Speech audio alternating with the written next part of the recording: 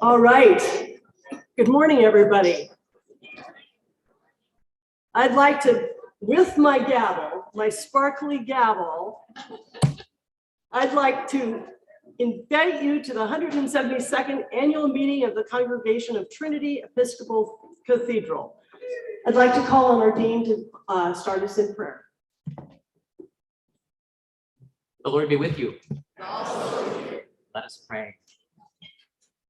O God, make the door of this house wide enough to receive all who need human love and fellowship, narrow enough to shut out all envy, pride, and strife. Make its threshold smooth enough to be no stumbling block to feet, but rugged and strong enough to turn back the tempter's power. O God, make the door of this house the gateway of your eternal kingdom. You who have given us this heritage, grant us grace, gratefully to receive it, wisely to use it, and faithfully to continue it, to your glory and to our salvation, through Jesus Christ our Lord. Amen. Amen. Thank you, Nathan, and thank you everybody for coming. As Nathan said, this is an opportunity for you to hear what has happened in the last year and what we envision or are thinking about for this next year. It's also a time for you to meet the vestry and people who do this behind the scenes work for you. So thank you very much for your time in coming. Now, here we go. I'd like a motion to accept without reading by the clerk the minutes of last year's annual meeting. Do I hear a motion? Second? All in favor? Aye. Motion's carried. Now I'd like to invite Andy right up to give the report of this year's nominating committee.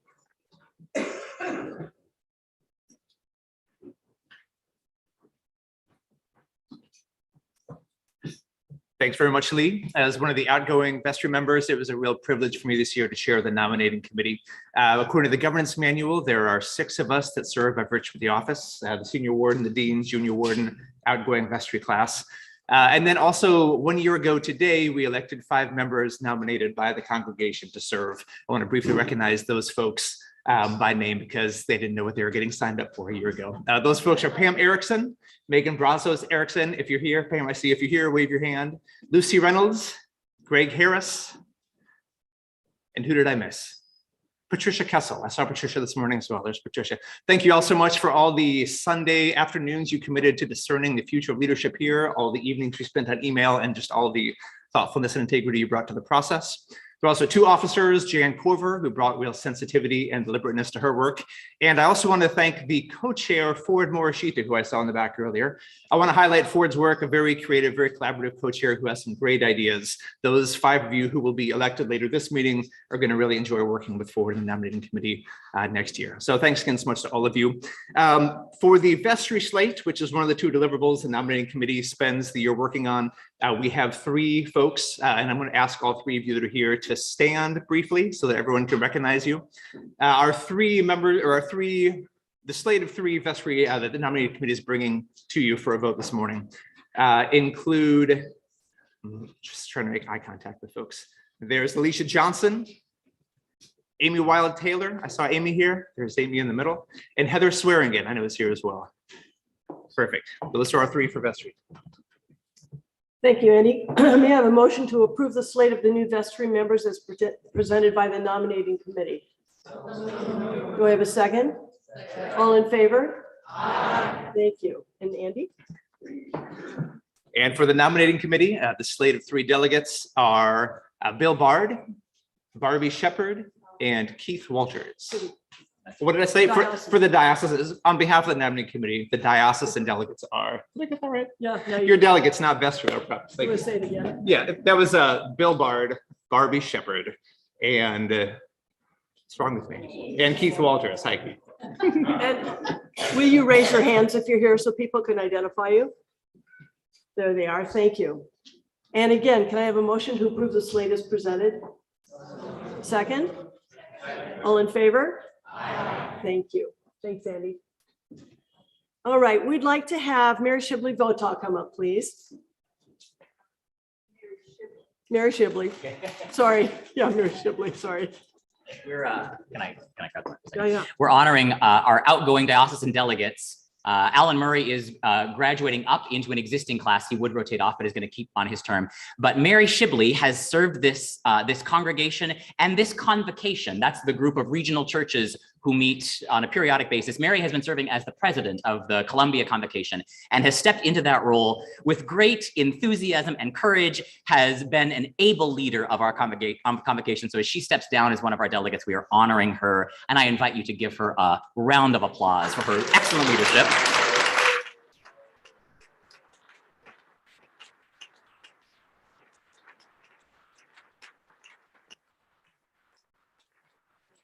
There's another delegate who would be rotating off this year, and it was Terry Pancoast, who died just before convention happened this year. Terry served this diocese in all kinds of roles. For many years, he was a member of the Board of Trustees, served as a member of the vestry, as a member of nominating committees, and as a delegate many times. Terry's service to this church and to this diocese has been exemplary, and we miss him. We mourn his loss. But Pam is here in his stead. And Pam, I want to give you Terry's flowers to thank you for your able work in this diocese and to honor Terry.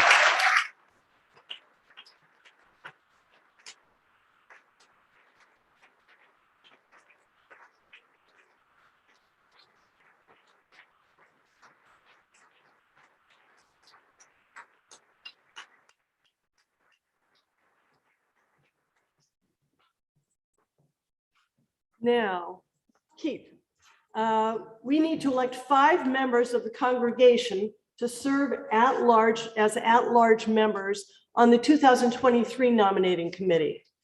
This is a committee that discerns the future needs of Trinity's leadership, receives nominations from the vestry and from diocesan delegates from for the congregation, and prepares a slate of candidates to present to the vestry for election. So we're going to nominate 5 people from the floor to work on our nominating committee next year or beginning very soon. So I'll entertain any offers, please, nominations. And if you nominate someone, be sure you've asked them if they're willing to do this service. So please, can I hear someone from the floor nominate? We got one in the back. Ford. I'd like to nominate Pam Erickson. Pam Erickson, thank you. Do I hear another nomination for a member to be on the nominating committee? Yes, please, Dale. Nominate former senior warden Susan Lindauer. Oh, no. Susan Lindauer has been nominated. Thank you. Andy. Megan Brazo Erickson. Okay. All right. Yes. Carl Moore. Betty would like to put Carl Moore's name in. And we need one more person, please, to serve on the nominating committee for next year.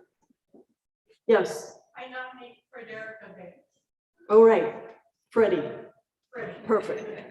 Okay, thank you. Nominations can be closed. What's Fred's family name? Hanks? Thanks. I'll get the spelling by the time the minutes come out. Okay. So the following members have been nominated to serve on the nominating committee: Pam Erickson, Susan Lindauer, Megan Brazos Erickson, Carl Moore, and Freddie Banks. May I have a motion to accept this ballot? Second? All in favor? Aye. Thank you very much. Motion passed. All right, now we have a little bit of a different presentation. Our treasurer, Jerry, is not local, so he's going to meet us on Zoom to get the treasurer's report. Good morning. Good morning. Hopefully you can hear me. I'm coming to you this morning from Bloomington, Indiana. So it's nice to be with you all, or it's afternoon here.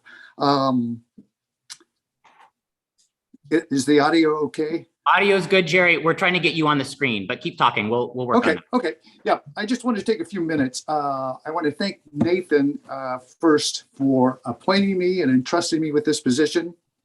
That was about 4 years ago. So I'm completing a term of 4 years, as our governance allows 4 years. And I'm serving out my term, even though about 6 months ago, Ann and I moved to Steilacoom, Washington, in order to be closer to our older son and daughter-in-law. And I'm happy to announce a future granddaughter. So Thank you, Nathan. And I also have some other people to thank. I want to thank my predecessor in this position, Ed Carveth, provided good counsel. Sally Payton, our former finance manager, who was very patient and gave great advice. And more recently, Paul Flieger, who's assumed that position. I also would like to thank my successor, who is stepping up to the plate, Bill Bennett, and to the Finance Committee. And finally, thanks to you, the parishioners, for your unwavering support of Trinity during the pandemic and during my term as treasurer. Now to the financials. I'm not going to go over what is in the annual report. I hope you all have had a chance to look at it, but I would just like to reiterate that we are on solid financial ground. The Paycheck Protection Plan loans that were granted to us and the employee retention credit that amounted to, in total, to about $550,000 allowed us to maintain our staff and to accrue some reserves for future needs.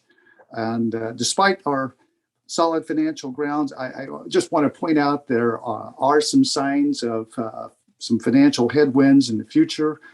We won't be receiving these government programs as we have in the past, and it will probably necessitate parishioners maybe digging a little deeper in their pockets, and all of us becoming a little bit more financially committed to the operations of Trinity. You continue to support all of the programs, music, outreach, but operations without the PPP loan and ERC, we're not on a balanced budget. We have reserves that will help us, but it will take greater giving in the future. So that's really the extent of my report. If you have questions, I would be glad to entertain those, or just send them to me via email and I can answer those. Thank you very much. Thank you for allowing me to serve you.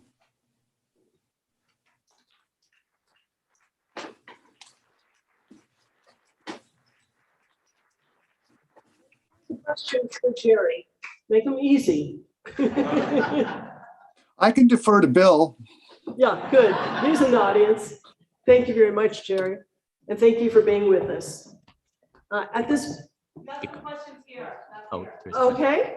Fred. Yes, Fred. Okay, so you were saying how, unfortunately, the church is not able to get some government, did the program sort of die out, or do we not qualify anymore, even though we're a 501c3? Jerry, could you hear the question?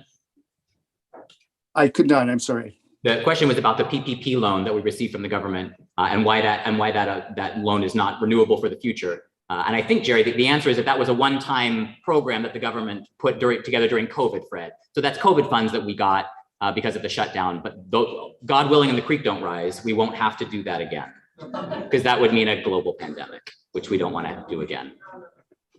That's correct. Thank you, Nathan. Good question, Freddie. Are there other questions for Jerry? Yes, Question. loud, please. How the last annual giving program, how we met our goals or didn't. The one that's just completing now, we'll have a report on that in a few minutes. Thanks for asking. Any other questions? Please raise your hand. I can barely see over this, so raise your hand high. All right, yes. We used to have like a detailed, handout, a detailed spreadsheet style numbers, breaking things down. And then they would move to summer, and I haven't seen that in over a year.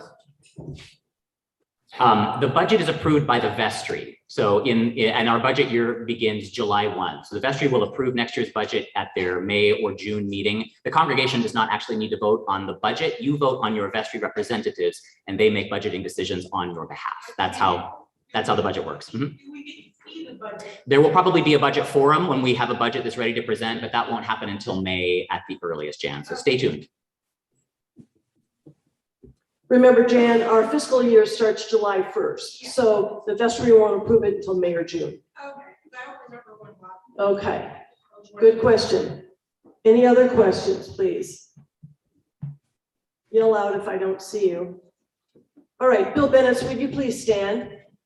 We are thrilled to have Bill take over in the position of treasurer. He is offered, and he will be elected at the vestry meet, our first vestry meeting upcoming. So thank you, Bill.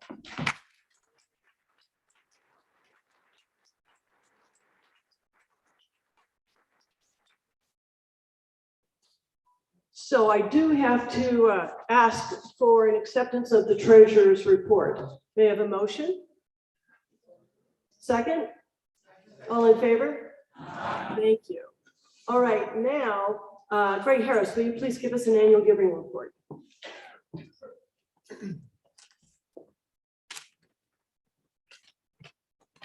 So I stand before you representing the work of a lot of people with goodwill and good intent. So I'd like to begin with some acknowledgements. First and forever, Jerry Petty, my co-chair, our co-chair.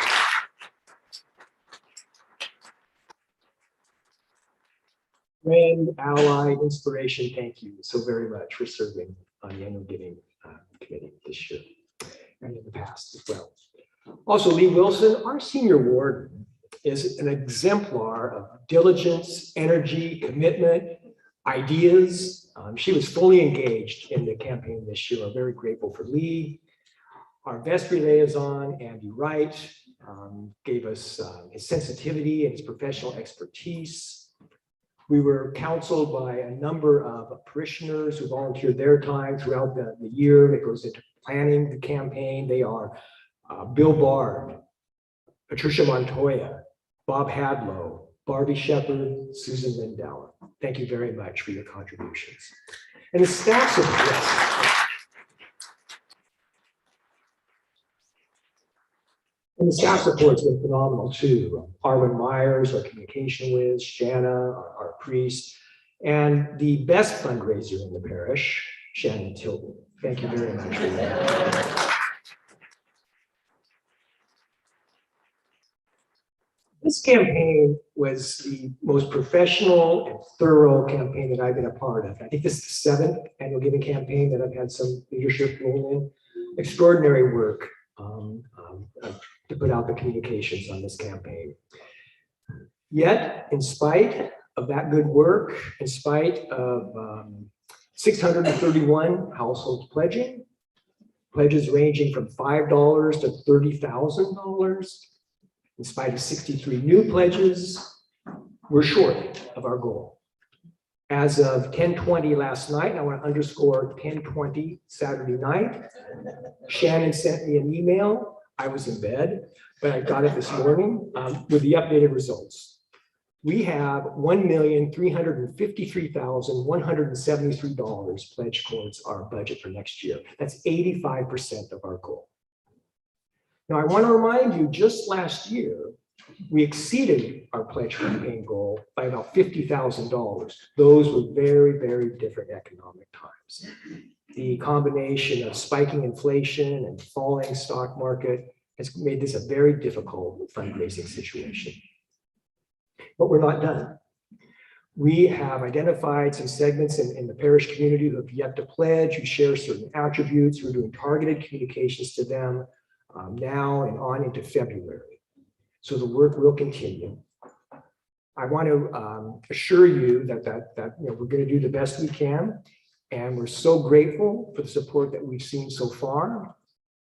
If you're here as a voting member because you pledged, thank you, thank you, thank you.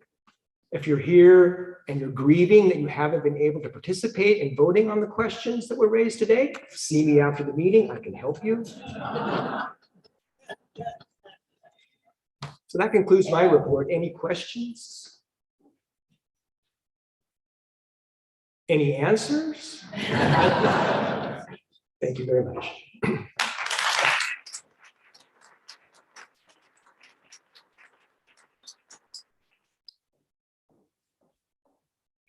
Thank you, Greg. All right, we're ready for the junior warden's report. Steve, will you please come up? I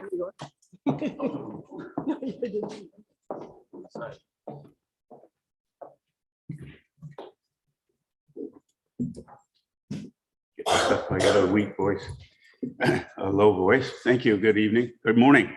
In addition to my buildings and grounds report that you have in your report in front of you, let me expound on where we are currently and a little bit extra. I will forever probably be remembered as the COVID junior warden for the last 3 years, because as 1 month into the job, we shut down. We couldn't do our programs and work on our buildings and grounds like we wanted to for the year. All of our plans went on hold. Trinity this year, this cathedral will move into the 117th year. Our Kempton, our office spaces are 67 years old, and Kempton Hall right here is 85 years old. So as you hear more work coming up for Kempton, know that an 85-year-old building does need a little bit of work. Quite the milestone. Trinity has seen the challenges this year and brought and addressed them in a remarkable way. Due to the committed staff and dedicated parishioners, Trinity has achieved a goal of providing a welcoming place for us all. The Vestry's Buildings and Grounds Committee continued to support and advise the cathedral and throughout the challenging year of 2022, recovering from COVID-19. Following the county and state mandates, we followed the guidelines for sanitation, distancing, and the reopening of in the past few months. Services are provided on Facebook and YouTube. Some of our newest members are online and have not set foot into this glorious cathedral. Jim Hebert and Elise Sandusky took the reins of facilities managers this past year and took advantage of the low attendance early in the year to provide some of the opportunity for major maintenance work. This included the wall repair and painting in the cathedral, water damage in the rear, completing the faux niche for the new icon in the northwest corner, dedicated for Bishop Akiyama, painting in the slipe entry and refreshing paint in the basement rooms. The carpeting was installed in the Bishop Dagwald room in the hallway. These past 3 years for me has been quite momentous, completing 12 projects for a total of over $290,000.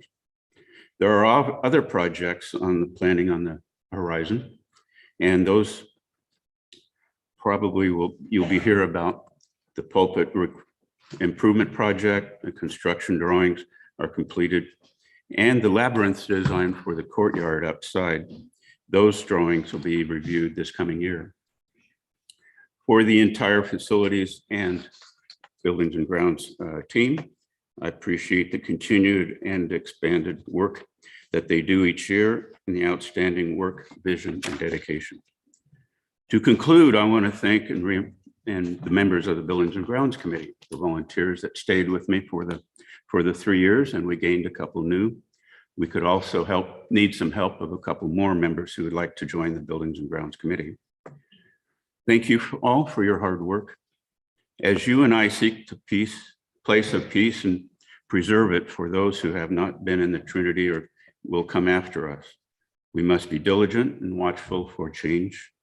This way we may bring our vision to light. Thank you for this opportunity for these past 3 years. Respectfully submitted, Steve Easterday. I do have one announcement to make. Is taking my position is Chris Maloney. Come on up here, Chris. I have something that hasn't been done in the past, but we'll do this time. I give you the keys to the building. You can have those.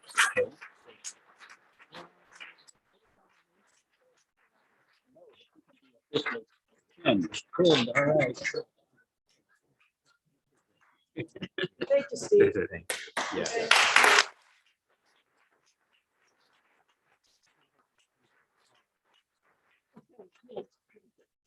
So since he's up here, I've got him. The vestry and the dean have invited him and have nominated him for junior warden. We do need to vote on him, and there should be no negatives, please, because he's already started his great work. So please, may I have a motion to accept Chris Maloney as our junior warden? Well, you don't have to be that good. A second? All in favor? Thank you.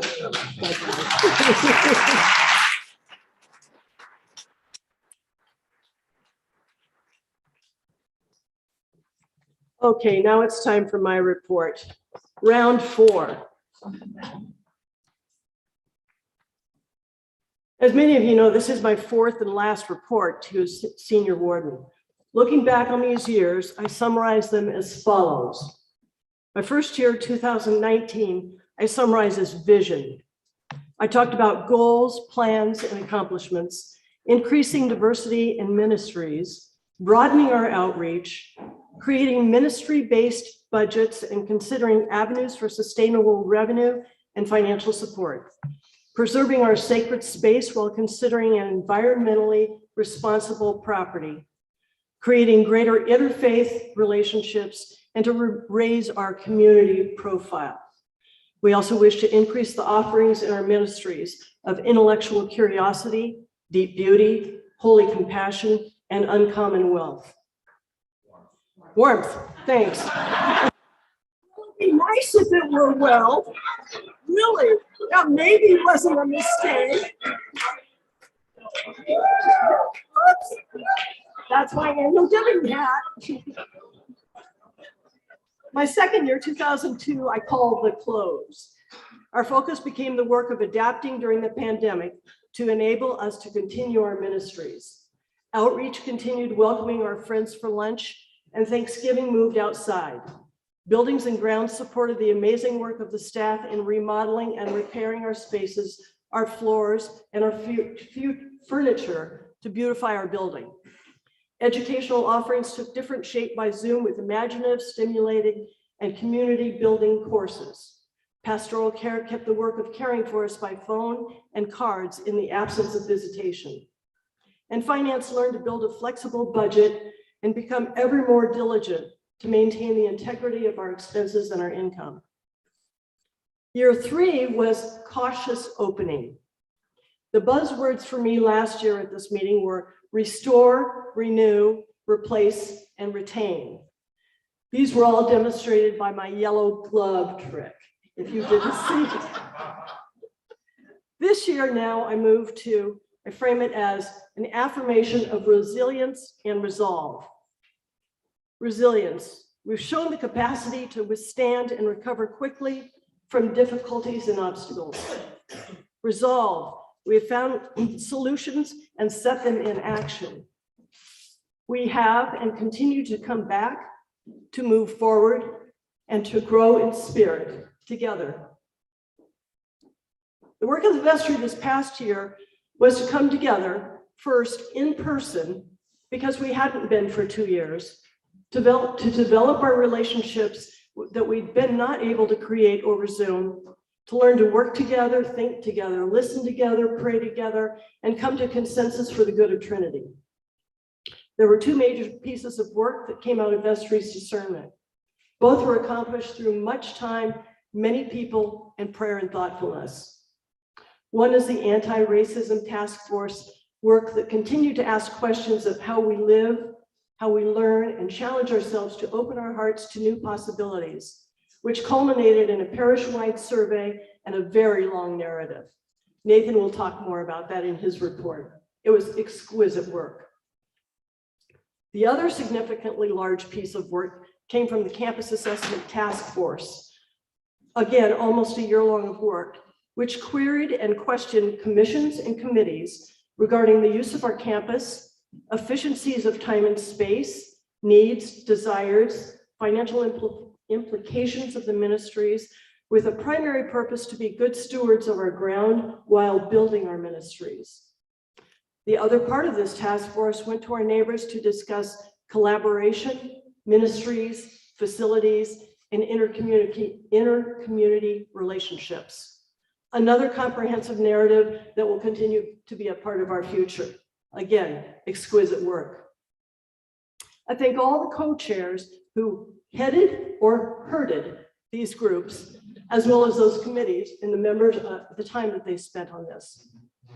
Many other events and work was done this last year, most of which you can read in your annual report. And I encourage you to read, this is a beautiful piece of work that has been put together. Now, however, in the spirit of transparency, I want to highlight an upcoming need of the cathedral. 10 years ago, this is my job. Don't throw spit wads. I'm protecting you. 10 years ago, we embarked on a comprehensive campaign. One of the items on the to-do list was to fund a re-roofing of the cathedral and Kempton Hall.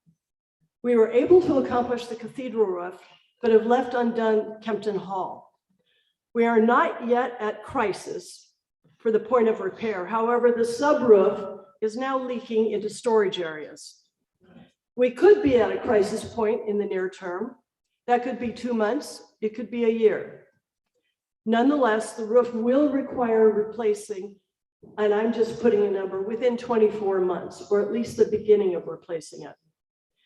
This expense is not part of our operating budget, so we will need to embark on a capital campaign to raise the funds. Don't panic, this is not an ask today. We have much to do. The next campaign, this roof will be the top priority of that campaign. We'll proceed as we have done in the last two campaigns, each 2 years apart. It's a process that takes time to create a feasibility study to assess the need, if we need to hire a consultant or a staff person to manage this project. Then we have focus groups of parishioners to tell us what their desires are for other capital projects. The last campaign, it was bathrooms and accessibility. Followed by a study of potential resources. That will help us discern and prioritize what we can fund. All of this may take up to 36 months or even longer. Yet the roof may need to be started before then. So this is just to inform you that you'll start hearing the buzz about the investigation of the roof repair and funding. That's about all we know right now. But in the spirit of moving forward, I didn't want Greg to have to announce in 2 months that the roof had to be repaired today. Now, on my way down here today, in the car, I wrote an unscripted part, but I think it's an important part to me. A couple of weeks ago, I sat in on a newcomers meeting with Nathan, and there are questions about how the clergy and staff are going to manage without a third priest. And he talked about how they did it and what they had in plan. Nathan and Shanna are prepared to take on this with the other staff. However, how can we help to reduce the stress? And someone in that room said, how can we help reduce your stress in this time of lots of work and too few on staff? I encourage you to call on your vestry. Vestry is the hidden resource for you that kind of never comes out of the walls. We're the liaisons between staff and parish in theory. We serve as a conduit for information as well as answering your questions.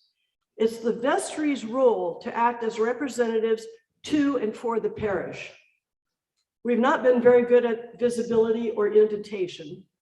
I encourage the vestry to do more to outreach to you, and I encourage you to have the will to come to your vestry members.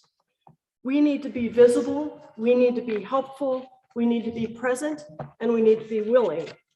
Every vestry member is listed here in your program. They're beautiful mug shots. I encourage you to get to know them, and they are here to help and want to help. It's just that we don't often reach out enough. So that's on vestry. It's also on you. That's the way that we can help the dean and the staff. And now, as you listen to the dean's report, think of resilience, that we always bounce back. Be open to experiments with resolve, perhaps a different way to look and do things, and always continue to have and to build hope. As Mary Oliver said, there are 3 things to remember. As long as you're dancing, you can break the rules. Sometimes breaking the rules is just extending the rules. Sometimes there are no rules. And so I'll start to get weepy now, because I always do. But I want to take a minute to express my gratitude. I want to thank so many for the last 4 years. Katie, to the staff who's been so kind and helpful and welcoming, to the clergy who've been so supportive, honest, and mentoring, to the vestry who put up with me, supported me, embraced me, and for the most part allowed me to work with, laugh with, and cry with. To the outgoing officers, Junior Warden Steve and Treasurer Jerry, who worked alongside me for these past 4 years and were tremendous support to me. I think we made a good team.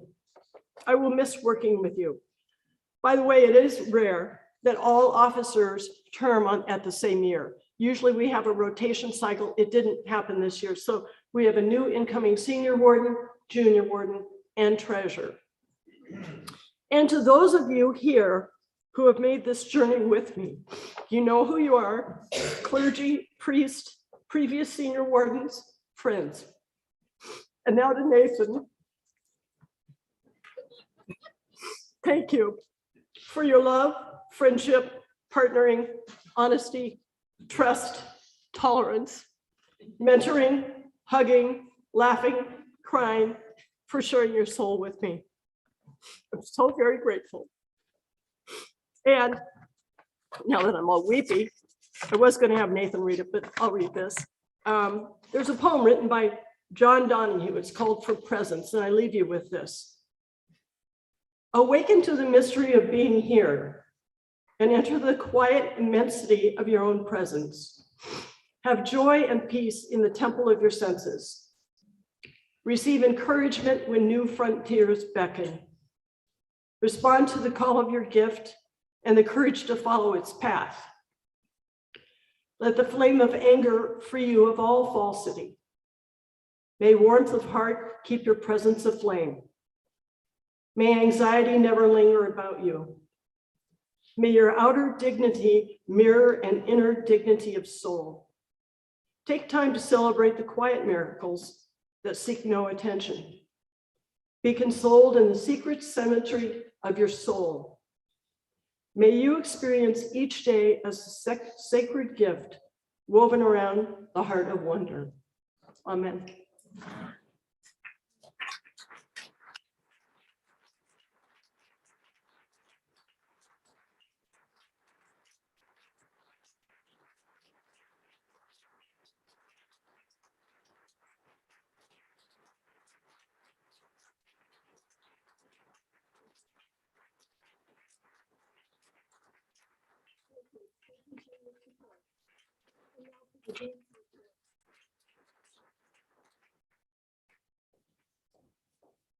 Thank you, Lee. Let me pull this up. Just a second.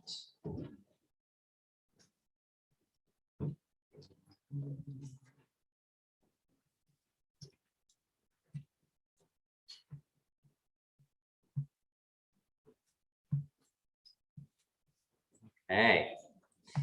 So you may remember last year, we talked about what it means to cottywomple. I taught those of you who don't know British slang a new word. If you prefer French, I think your word is flaneur. My French is horrible. Yes, what? Stop. Oh, I need to share screen, don't I? I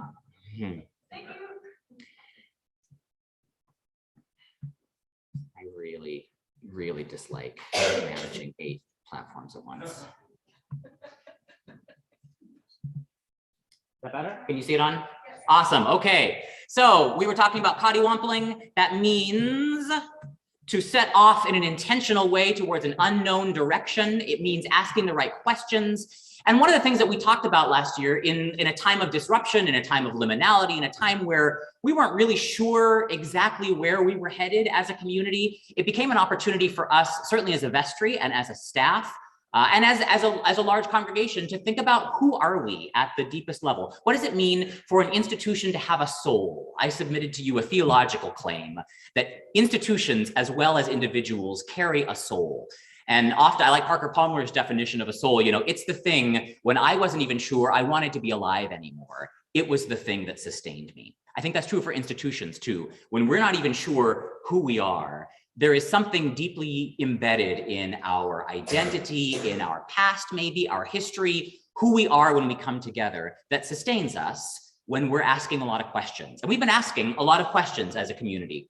We continue to ask those questions in the years to come. How does whiteness function at Trinity? What does it mean to be a congregation that historically anyway, has been largely white, largely upper middle class, largely professional, we might say?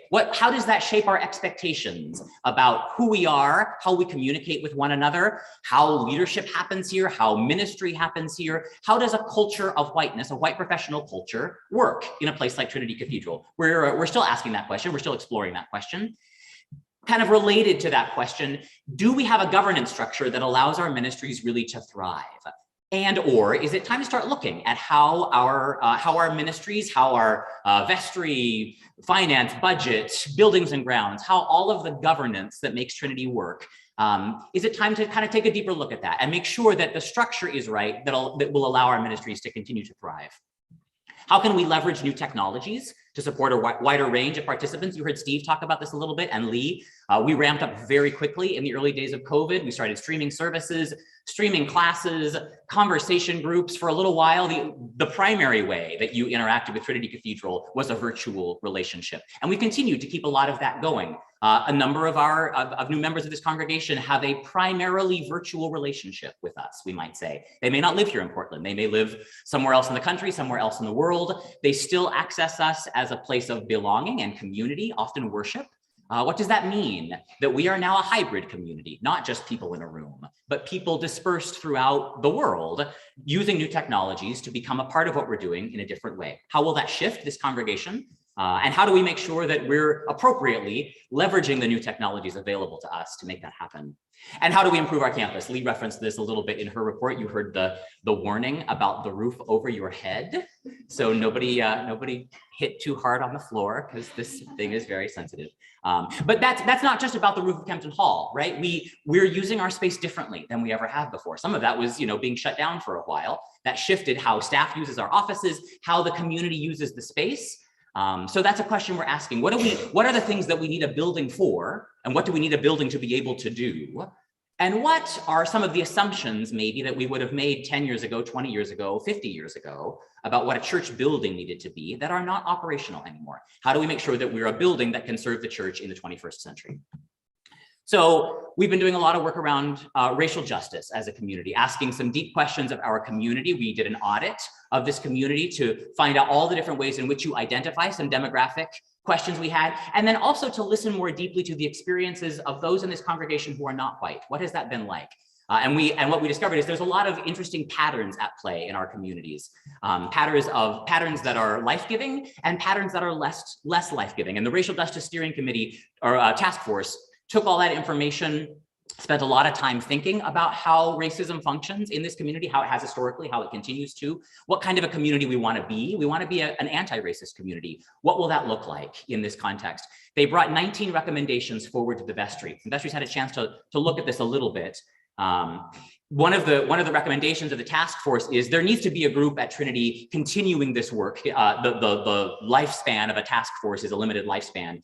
And both from the Mission Institute, who conducted our racial justice audit, and the task force were unanimous in suggesting we need a group to kind of carry this work on an ongoing basis. So we thought, is that a commission? We have a music commission, we have an arts commission, we have a spiritual formation commission. Do we need an anti-racism commission? My sense is that the work of racial justice is not a program of the cathedral. And I get a little nervous when I start to think of it as something that we program towards, as opposed to transformative work that we are doing as a community and looking at our structures and all kinds of different ways in which racism is embedded, we might say, in this community. So we're doing something a little experimental. This is, again, kind of thinking about governance and how structure works.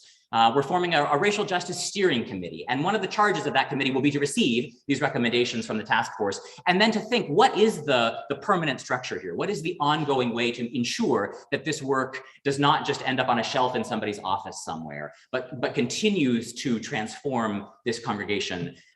And one of our experiments here, the usual way that things like this work is when a vestry task force delivers its report, it reports to the vestry. The vestry, marks it as confidential, and we spend a lot of time thinking about it, and then we'll sort of release to you what we want you to know. And one of the things that Greg Harris in one of our early meetings says, he says, that whole assumption about how vestry works and how decisions get made at Trinity, that in itself might be something that we want to think about in terms of a way that a white professional class culture tends to do business. What if we experimented with a different kind of transparency, a different kind of collaboration with the congregation, and just gave you the report? And so that's what's happening. The report from the task force is available to you online. I think, Arwen, I don't see Arwen.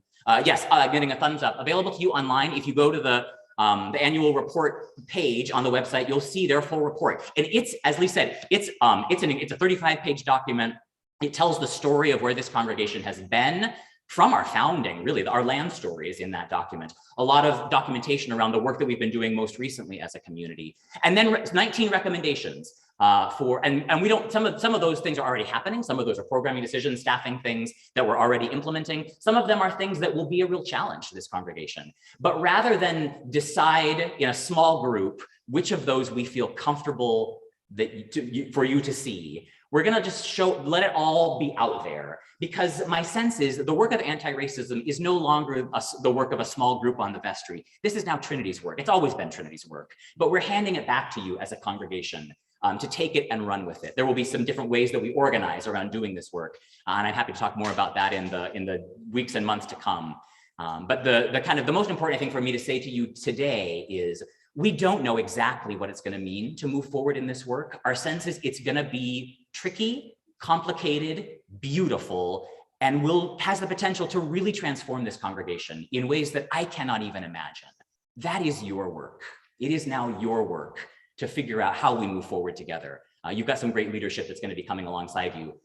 But that is this congregation's work, not the work of a small group of people making decisions on your behalf. How we'll do that remains to be seen. It's going to mean that we function, I think, a little bit differently in terms of the hierarchical, who reports to who kind of culture that has shaped this place.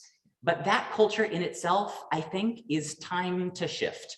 So we'll see what that looks like. That's where we are on the racial justice work. We're also, as Lee said, thinking about our campus. An assessment, a group interviewed a bunch of different staff, ministry partners, learned a lot about how we use the buildings. Our key takeaway is that our current staff structure will not really support our hugely expanded efforts to become we might say a venue center, to make a lot of money off of the building. That's one thing that we've explored in previous generations. How do we monetize our space, if you like? How do we have more weddings? How do we have more events? How do we bring in more outside groups that will pay to use our space?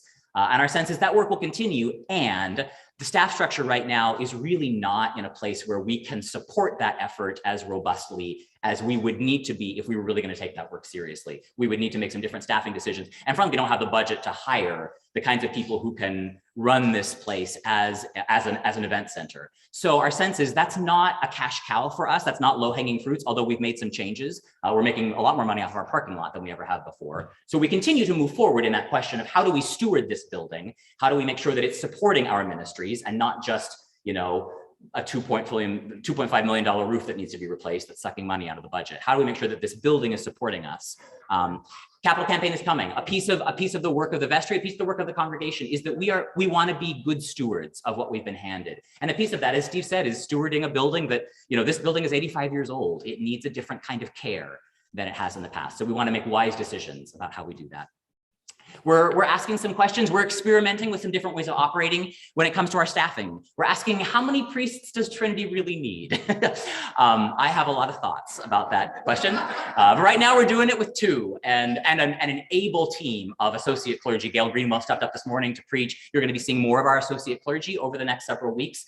I am so thankful to these folks who are really stepping in and supporting Shanna and I as we attempt to do this work. The other piece of that work is that there's a lot of things that Shanna and I do and can do that you actually don't need just a priest to do. Sharissa Simmons is stepping into the interim role as our canon for spiritual formation. So you're going to be seeing a little bit more of Sharissa preaching, officiating at liturgies, responding to pastoral care concerns, doing a lot of pastoral care. She's actually done a lot of that for her whole career here. But because Sharissa is not ordained, that has tended to be hidden work. There is a lot of work that this staff does, and actually that members of this community do, that I would consider to be pastoral work, priestly work, we might say. So one of the opportunities of this experiment to staff a little bit differently is to see what a more robust framing of lay leadership might look like in this space. We're aware that there's some questions about pastoral care related to this. How do we make sure that members who require, who are shut in, who are disconnected from the cathedral, how do we make sure that they are connecting with clergy? And that's an appropriate question to ask. There again, I think what I love to see, and I've started to see this happen, are parishioners who are taking it upon themselves to be that pastoral care person, right? To check in with their friends, to talk with them, to see them on a regular basis, to get trained as Eucharistic visitors so that when they go, they can bring the Eucharist with them and that person can continue to be connected to this congregation. And then to let Shanna and I know, hey, Rosemary really needs a visit. Could you go see her sometime this week? That's the best front lines of pastoral care that I know. And it's the way that a large congregation with lots of different pastoral situations, I think, can appropriately care for each other without asking your clergy to do individual check-ins on 2,000 people. That's just a lot of people for Shanna and I to keep hands on. You are the arms of pastoral care in this community. Use us as resources. Help us to be where we need to be and to know what we need to know. The place that Trinity is going to receive the care that it needs, though, is this congregation. And you already do this, right? You build relationships of deep meaning here. When your life falls apart, many of you know the people that you can rely on, and many of them are the relationships that you have built in this space. This community is actually a deeply pastoral community, and a piece of what I want to invite you to see is we love our priests. We want to make sure that we're hiring good priests, and there's a lot that you all can do that we can support you in, that you don't actually need to hire people to do. So that's an experiment that we're going to be seeing how that works over this next year. We're experimenting with technology in some different ways. We're saving $50,000 a year by not printing 300,000 printed pages of bulletins. That's a staff position. So by not printing bulletins, we have added a member of our staff. I think that's a better use of our resources, frankly. We're also saving a bunch of trees, 30 trees a year. I'm aware that not everybody loves online bulletins and that there's some questions about that. Is that always going to be the case? What about Christmas and Easter? What about funerals? Paper bulletins are, I suppose, more welcoming at one level to a visitor, right? It's a lot easier to hand somebody a piece of paper that walks them through the service than to, do you have a device that can access the internet and can you find this? So we're still working out the kinks on this, right? We are at the front edge. I don't know a lot of other churches who are moving in this direction. It's an experiment that we're running and it might fail. We don't know that yet. But I want to invite you for this next year to think about online bulletins as an experiment that we are running together. A piece of that is being willing to try stuff that makes you uncomfortable. There are 3 different ways now that you can access what's happening on Sunday morning. You can access the digital bulletin by scanning a QR code. Many of you have figured this out. We're still working out how the hymns work. There's a lot of pieces. They're not exactly where we want them to be. So that's going to continue to shift. But we're committed to getting that as good as we can get. You can also go completely analog. You don't have to have a device to worship at Trinity. The seasonal bulletins are in the pews, and between a seasonal bulletin and a hymnal, generally you have just about everything you need to follow a service. What you don't have are the readings. So that's where I invite you to go old school. Actually, the way that liturgy was designed to work, in our culture, we think to participate means I talk, right? That's how I know that I'm participating in a service, if I have lines. And if somebody takes away the means by which I know what my lines are, I start to get a little cranky. But liturgies asks a different kind of participation. You actually don't need to know all the lines in order to experience the presence of God at Trinity Cathedral. So I would invite you, I'm going to be doing this in Lent. Don't tell anybody, I haven't entirely committed to this yet, but I think I'm going to try giving up my smartphone for Lent. I want to see if I can live without it. Not everybody can, right? Like that is not, I'm not imposing that on you. If you want to join me, I would love to know what that's like for you because I'm terrified of it. A piece of that, though, is I want to remember what it's like to engage in liturgy in a different kind of way. So I would invite you too, if you're struggling, right? Like maybe the online thing isn't working for you, just try for a Sunday, going through the service with just a hymnal. See what that's like. See how that changes your sense of participation. If you are fighting online bulletins tooth and nail and you have vowed to yourself and to your friends, I will never use my cell phone in church, I'm going to invite you to take a deep breath with me and try it. You can do it. You might not love it. You might come back to me in 6 weeks after Lent and say, I hated it. Here's all the reasons I hated it. I want to know, right? I want to hear this. Because as I say, I don't know if this is going to be our permanent way of doing it. We're saving a lot of money and we're saving a lot of trees. Those are really, really good things in my book. And every change, every experiment comes with some discombobulation. I remember Bud Thurston telling me about when they first started printing leaflets here at Trinity. And he said, a bunch of old ladies took me out to lunch and read me the Riot Act because I was not teaching people to use the Book of Common Prayer. So paper bulletins were anathema when they started here. That's living memory. For some of you, online bulletins are also anathema. Know that you are standing in the heritage of a long line of anathema folks who have not liked these kinds of innovations. You decide if those are the folks you want to side with. I leave that up to you.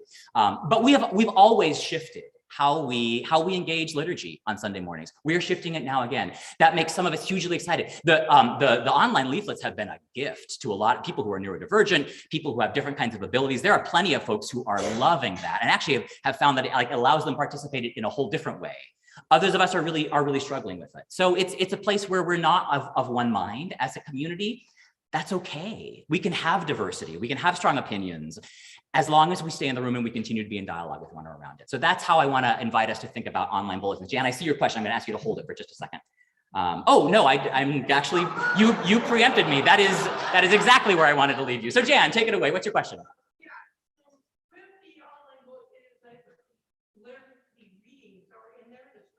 Yes, all.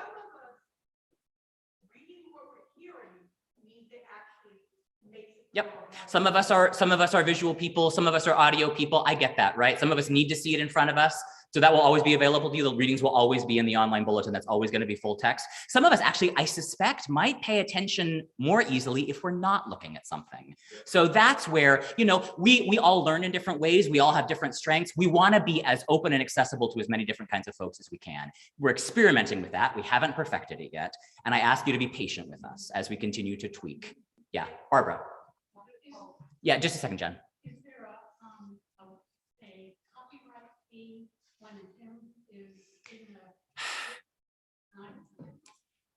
That's we have a license that allows us to redistribute things. Hymns are one of the areas, though, where the church is really lagged behind culture in terms of good online resources for hymnody. There are some hymns that you can't find online because of the rights around it. So we have a right to reproduce whatever we want under a one licensing fee, but that is a place where we're having to do a lot of extra work ourselves to get them. And, and they're hard to read. I mean, it's like, I think they're getting better, but we're still not perfect on this. Music doesn't reproduce as easily on a device as words do. We know that. We're working to find some ways to make that as seamless an experience as possible. But as I say, we're really on the front end. My sense is in 5 years, in 10 years, the church is going to catch up to where we're trying to get, and there will be way better. It's just going to look a lot better and be a lot more intuitive, I think. We're pioneering something out here. And there are a lot of people who have eyes on us to see how we're making this work. Because there's a lot of folks that are interested in shifting a very sort of paper heavy print culture into something that's a little more engaged in different kinds of ways. So stay tuned. We don't know how all that's going to shuffle up. Yeah, Pam. I would just like to say thank you to the staff, especially the ones handling all the live stream. For Terry's service, we probably had 700-800 people around the world looking at that service. And I heard nothing but raves about the clarity, and it allowed people to really feel as if they were participating. Good. With the notion that the bulletin is actually attached so that people can look at it. It was just superb. Thank you. And I heard nothing but thanks from people who couldn't attend in person, but who wanted to participate. So I wanted to say thank you. It was Yeah. really glorious. Thank you. And it's a great illustration, I think, of the kind of community we're becoming, where some of us are going to continue to be in the room and others of us may never be in the room. And those folks have just as much right to be here. We have just as much obligation to be open, welcoming, and accessible to them as we can be. Some of that means using technology a little bit differently. But I would submit to you, that's a piece of what it means to be radically hospitable, is to engage technology in ways that reduce barriers for as many people as possible. That's what we're aiming for. We won't always get it right, but we're working to get better at that. Yeah, Jana, follow up? Yes, and I'm open to Jerry. Remember when we had little sheets and bulletins that had the scripture readings on them, the Psalm on it, for the Sunday. They were like, you can find churches all over the country who have these little pieces of paper, not full size, they have little sheets that have the scriptures. And I think that would be a few of those for the people who may not have smartphones or have digital, like user devices. How they, when people are able to available for people who are able to talk, but still might be able to read text. Yeah, we're not gonna solve this morning in this conversation. Thank you for the suggestion. Arwen is the right person to refer that suggestion to, because as I say, we're working at getting better, and we've explored a lot of options like that. So watch in the back and see how this all works. But thanks to all of you for your willingness to work with us and to try stuff that makes you uncomfortable. I really admire the way that many of you are taking a deep breath and being like, okay, I'm going to try this. I'm really going to give it my college. I know it's not easy. I know that I don't love it when I go to a bar and I have to scan the QR. And that's where I'm like, gosh, I get what people are so upset about. And I think it's really important for us to try stuff like this, because this is the world that we're in now. I don't know where we're going to be in 5 years. We may go back to printing everything. Maybe, I don't know. We're trying some stuff. So thank you for your forbearance and your patience and your charity and your mercy with one another and helping other people around you figure this out. That's the kind of community I want us to be, where we're looking out for those around us, helping each other kind of navigate this thing. Because the most important thing on Sunday morning is not anything that we say from the pulpit. It's a feeling of belonging and safety that you experience when you're in that space. And so much of that is created by the people, not by the technology, not by the books that are in the pews, not by the hymns that we're singing. It's you all and the spirit you create. And when you embody a spirit of welcome and flexibility and good humor, this place comes alive. So thank you. Thank you for all the ways in which you are the heart of this cathedral. I've got a couple more folks I want to thank. We have 3 outgoing vestry members who have served ably. This is the COVID vestry team who came onto vestry, and a month later, everything shut down. They had a very strange vestry experience. But Matt Thompson, Sarah Reed, and Andy Wright, would you come forward so that we can thank you for your service?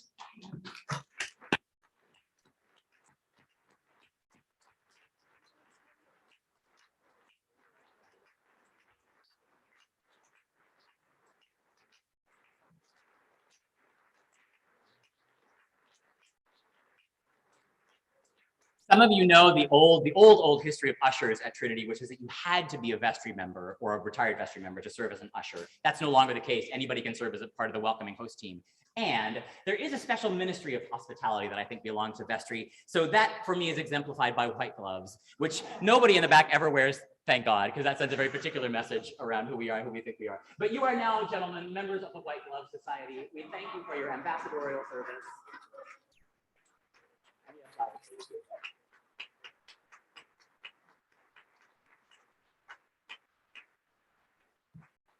You heard him pass off the keys, but Steve Easterday has also been an able part of the COVID leadership team. So Steve, I want to thank you for your service as our junior warden, the ways that you have kept us standing and still standing in spite of all of what the weather has tried to do to us. And as you graduate into the White Glove Society, we wish you all the best. Thank you.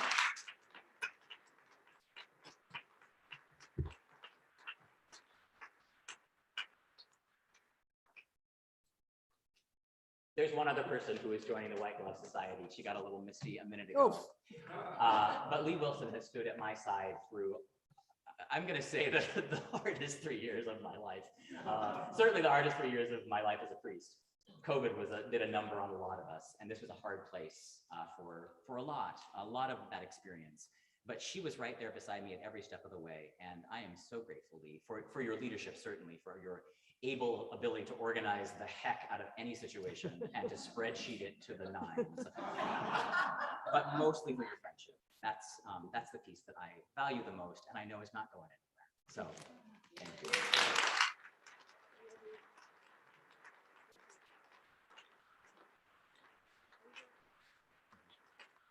We have one more, if I can beg your indulgence. There's a very special award that we are giving this morning. It's the last thing on the agenda, and I want to invite Cheryl Cathey forward to make the nomination.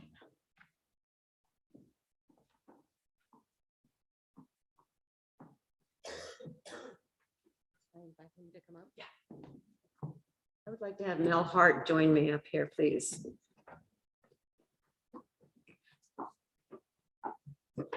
Mel has promised that I have to keep it really short.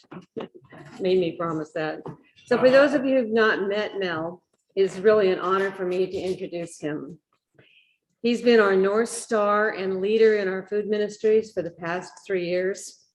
He brings joy, passion, warmth, and humor to all he does, from organizing our space and our people and our schedule, to gleaning from many organizations, to shopping, to searching out new sources of food, to recruiting, nurturing, and supervising the volunteers who prepare the food for our hungry neighbors. He meets any challenge with calm, grace, and willingness. We're so grateful for all he does and the most amazing way he does it. We are truly blessed to have Mel among us.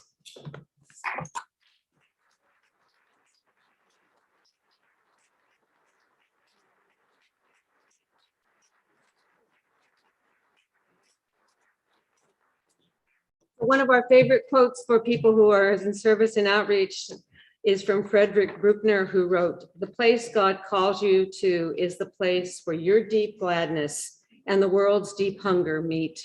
And truly, Mel does that. We're so grateful for your joyful leadership, which ensures that both our hungry guests and our volunteers are fed in all ways. You are a true exemplar of this vocational call for all of us. Thank you. Congratulations.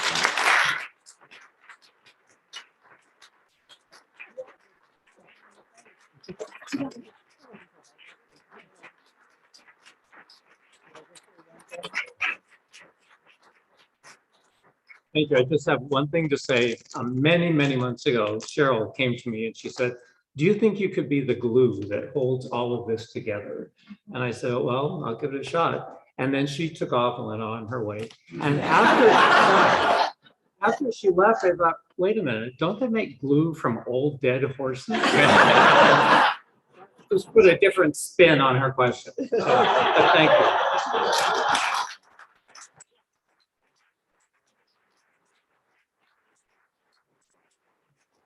One more piece of business before we adjourn. Greg Harris, please come up. Some of you know, and many of you might not know, that Greg has been appointed by the dean to be our next senior warden.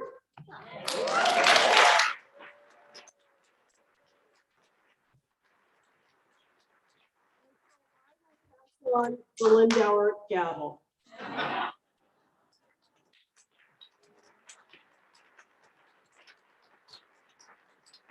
I joined Greg since we were in one of Mary Cecilia's first EFM classes in the 1990s. So I've known him a long time and we are in good hands. All right. Is there any other business for the good of Trinity Cathedral? Hearing none. I declare the 172nd annual meeting of the congregation adjourned. Please stand and we'll sing the doxology.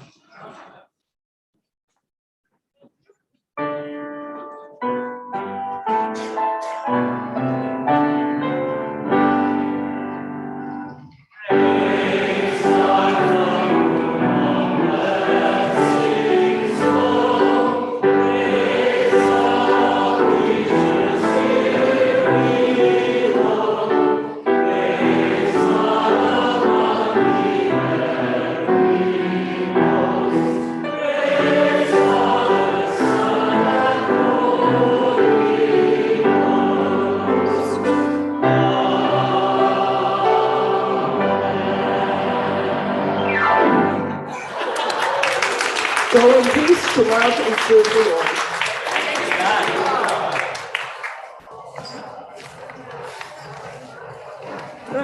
We got through it. I know it. It was good.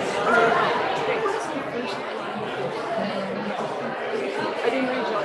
I read Mary Oliver and John O'Donoghue. John O'Donoghue. It was The poem that you read toward the it's called For Presence. end. Okay, and it's John O'Donoghue. Yeah. Okay, thank you.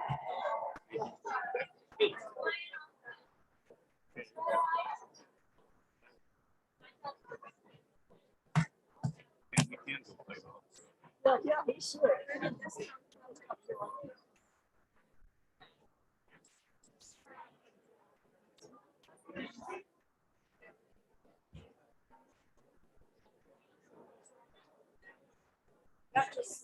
I know, it's always just, I know, but we're coming up on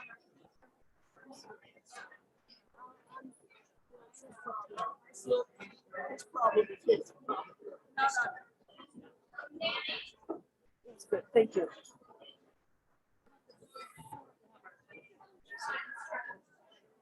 But I said, go talk. It would not be the same She's without. like, you may have to say. I said, I've always known you as a Mary should be go talk. It just comes out in one word. And that's what happened. And so I'm like, well, no, it's his problem. He has a problem with his sleeping.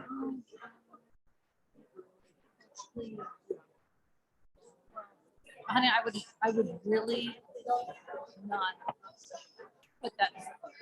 I won't. I thought it was a good meeting.